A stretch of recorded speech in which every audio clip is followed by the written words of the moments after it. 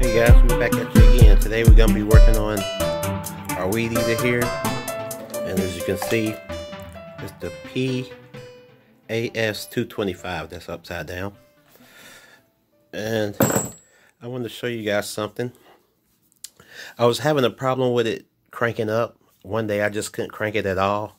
And I was just out there pulling, trying to choke it, trying to do whatever I could.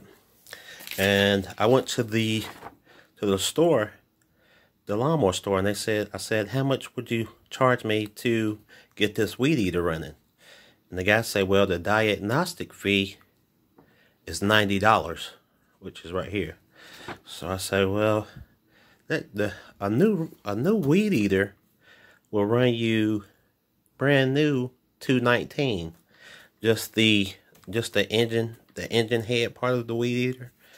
So I said, well, I don't want to spend that much. So what I did, I went on Amazon and I said, well, I'm going to buy some parts and try to fix it myself. So I bought the engine coil, and that's the part number right there. And after tax, it was $31.09. And the engine coil looks like this right here. It has that. It looks like this. And yeah, I bought that from Amazon. And I also bought the carburetor. And the carburetor was $26.78. And I also bought the piston ring, which is I still have that in there. It's shaped like this. So scratch this one out. And the piston ring was $10.61. After buying all those parts, I came out to $68.48, less than the diagnostic fee that I was going to get it fixed. So now we're going to get into this. Well, and this is how the carburetor looks, you guys. This is the brand new one. And I had it on there and I took it off because this wasn't the problem. What the problem was this right here, the ignition coil. And when I put the spark, it was still connected to the weed eater, and I put a spark plug in here, and I pulled the string to get the weed eater to crank up, and it had a little bit of spark. I could feel the spark on the bottom of my finger, or I could ground it to the weed eater in the spot, and I could see a small ignition fire go through there. So we're going to show you guys how to get to it and how to fix that. Okay guys, we're about to get to that engine coil, and there's 3 bolts to get this cover off the top. We're going to take this screw out right here, which is right here. And when you're taking these screws out, guys, make sure you know which spot they go in, because they are different sizes. And there's one back here. I'm going to take this one out. I already got them loose, so they're going to come out pretty easy. And make sure you keep these screws, you know which spot these screws go in. That one right there. And by the way, this is a T27. It's like a star bit like that. That's how it looks. And you have one screw down in here, if you can see that. We're going to take that one off.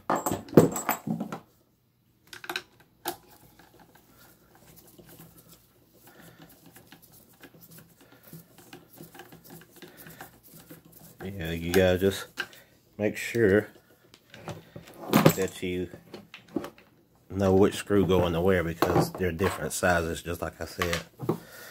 Okay, now we're going to take the spark plug connector off like that, which it got bent in there a little bit, but that's okay. And take that off the top. And see, you guys, that's your ignition coil right there. But we still you got to take this off.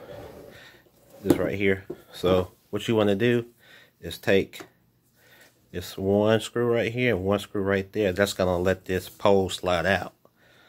And when you sliding it out, you only got a little bit of cable. So watch this. You don't want to pull this too much.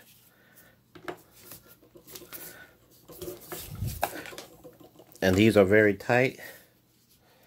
So what I want to do, sometimes when they're real tight like that, I take like this right here and just the bit itself, put it on here.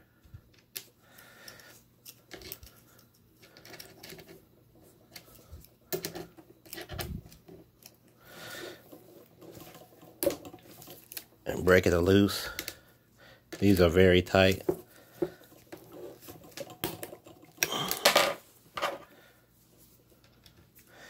Just see if we can get a good turn. And there she goes. She coming loose. And I use this little wrench right here to break them loose. Got to put it at the top of the bit. So we got these loose. Now we're gonna take these two screws out. And make sure you don't get your screws mixed up, you guys. And I'm gonna set these screws to the side.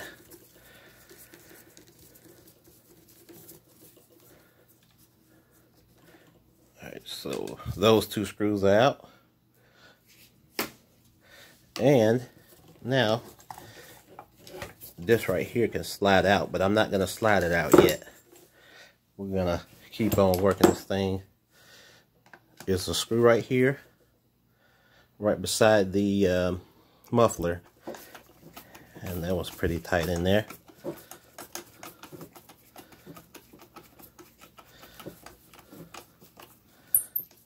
Just make sure you know where all your screws go. That's one. And up under the gas tank right here, we're going to take these two loose. There she goes. They broke loose. So these are two by the gas tank right here.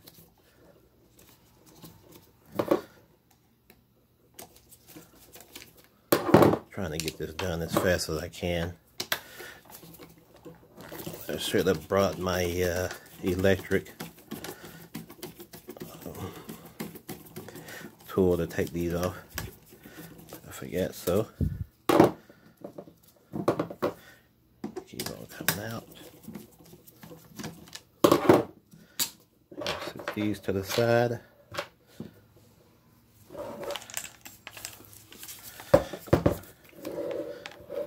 Okay. There's a screw down in here, in this hole right here.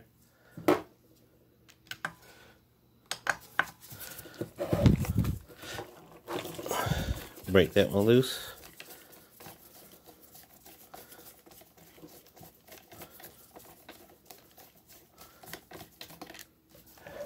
Okay, so that loose. And let's see, we got another screw, guys. So we're gonna go ahead and take this out like that. So now we're gonna take these two screws out also.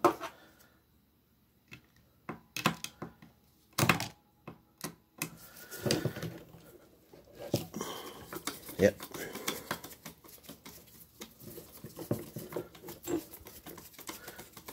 Four of these. So the gas tank, near the gas tank, had 4 screws.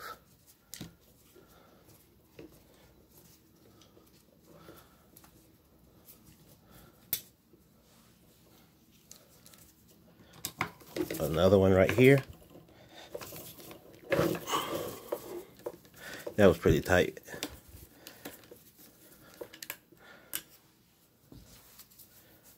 And now let's see if we can get this. Okay. Yep, I can feel it pulling. Yep. Okay, guys. We finally got this thing off. And this right here goes in there like that. So once you get this off, so we took off, let's see, 1, 2, 3, 4, 5, 6, 7, 8, 9, 10 bolts so far. It was 10 bolts I had to take off to get to this. And now here's your engine coil. This is the new one that I bought. And this right here. And see, this is the engine coil. And you see that space between here? If you can see it, let me get my pen. You can see right through here. And if you can see this, let me get a little bit of extra light here. You have two magnets right here, if you can see them. And when these magnets go around, they make contact. Well, not complete contact with it, but they get close. And I'm going to show you how to space this thing out. So you're going to need a little space between here when the magnets come around. So the magnets are right here and when they come around. So when we loosen this, this is the new one that I already got on here.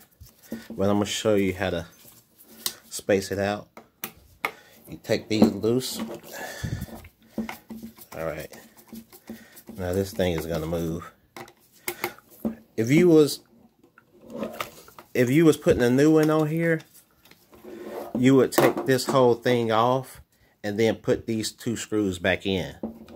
But I'm not gonna take it all the way off because I already got the new one on there. So this is the new one. So if you got a new one, you're going to take these all the way out, this one and that one, and then put it back in there. These are your magnets going around, and this is loose. But see, once you loosen this up,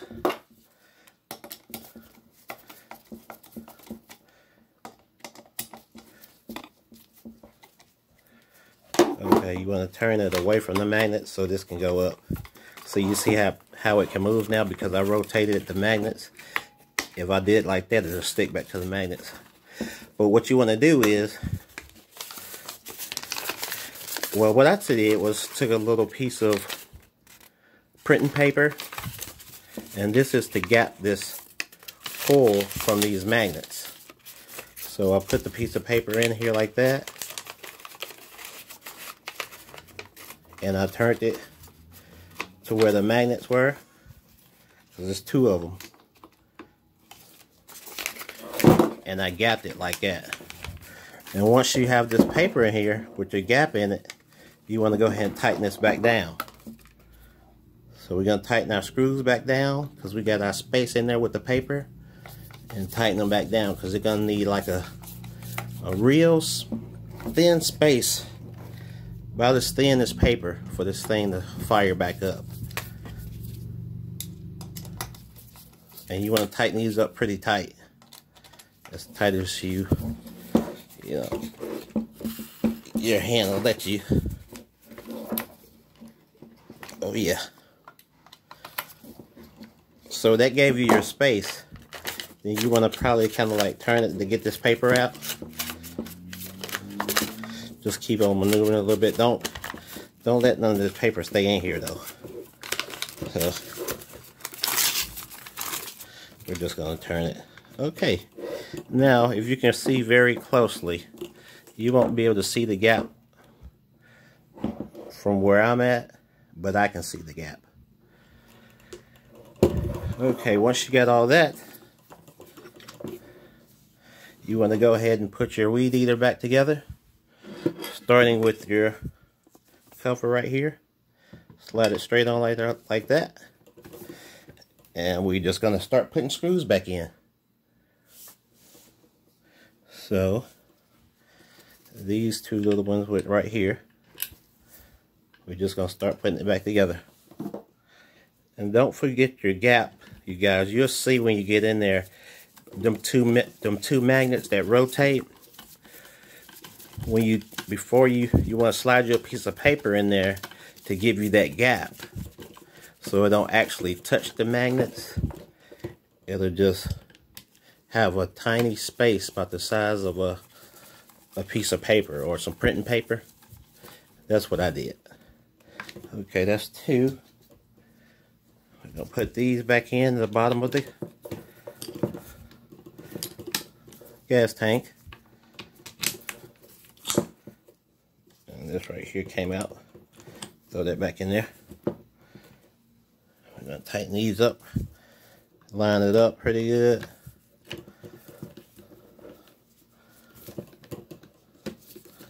You get it lined up, go ahead and tighten it down. And I usually have my electric tool. I don't have it today. Go ahead and tighten this one back up. Make sure it's lined up. Yep.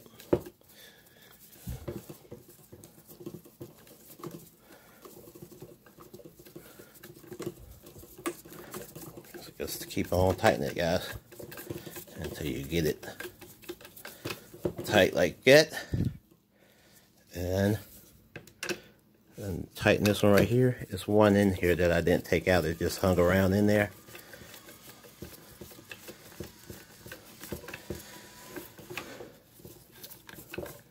And that one is tight.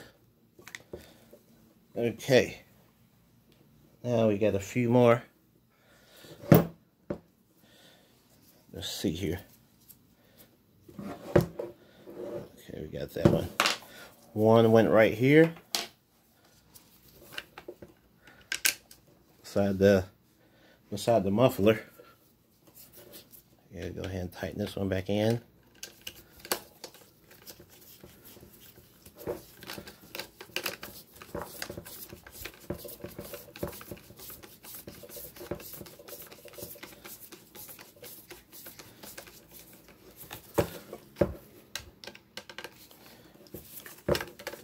Like so.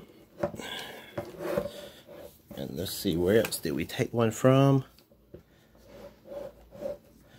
Okay, we're gonna slide this back in until we can. You want to be careful with this wire when you slide this thing back in, because you don't want to pull it too much.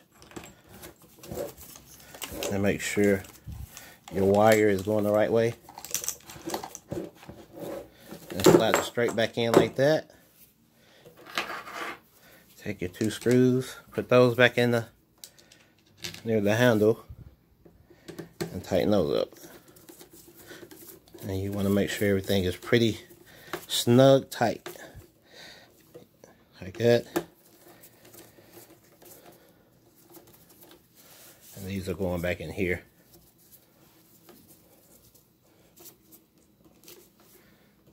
Okay. Now, we have that. You want to go ahead and put your cover back on top. When you're putting your cover back on top, you want to line this up. Bring your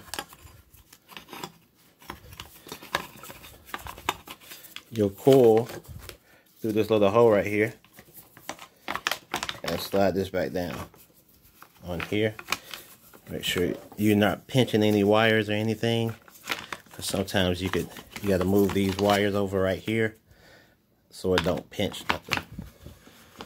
And make sure it's, slide your cord back through there like that, and make sure that's out on the outside.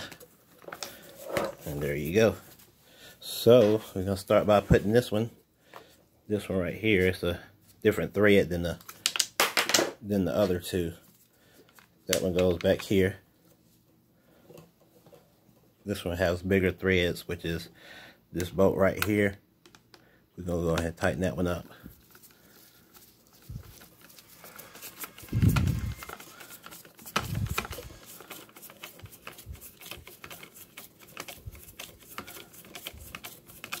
Tighten up pretty snug. This one right here, we're going to put this one right here in first, if you can see down in here. It's right up under this black thing. Put that in there. And you'll see where it's at once I put this screwdriver on the top of it. right here.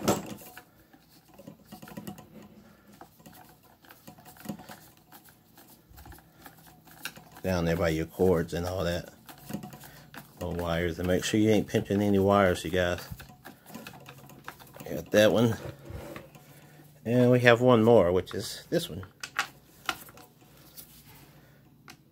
Right here.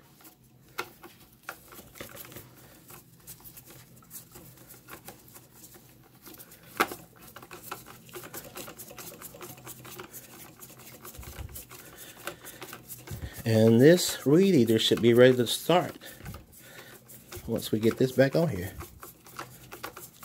Okay, keep on turning until it tightens all the way up. Okay, gonna set this light out the way, and we're gonna try to crank it. First, you want to put your engine coil back on.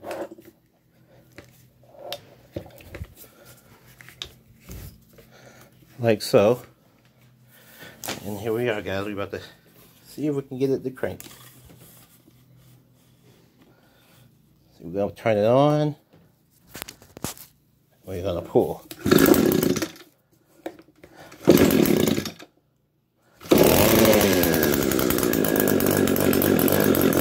There she goes, you guys. Sometimes you gotta have to, we're putting it back on there, you might have to make your own little spots back here on the right level you want this on. Mine like to run it right there. Once it gets hot, you can find out where yours is, because this is cold start when you press up. That's when you first starting it up. You want it to be on cold start, and as it warms you can put it in run or push it down a little bit or find your right spot for the run good. And thanks a lot for watching. Like and subscribe.